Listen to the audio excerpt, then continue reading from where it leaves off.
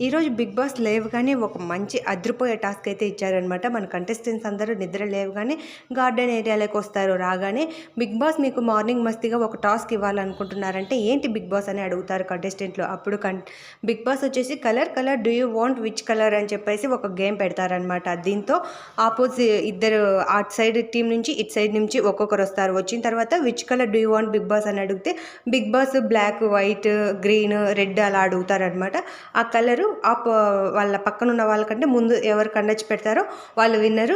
ఓడిపోయిన వాళ్ళకి ఒక మంచి టాస్క్ ఇస్తారనమాట. సో ఫస్ట్ అయితే మనకి ఇక్కడ ఆదిత్య, ఓము, మణికంఠ ఇద్దరు వస్తారు. బిగ్ బాస్ వచ్చేసి బ్లాక్ కలర్ అడుగుతారనమాట.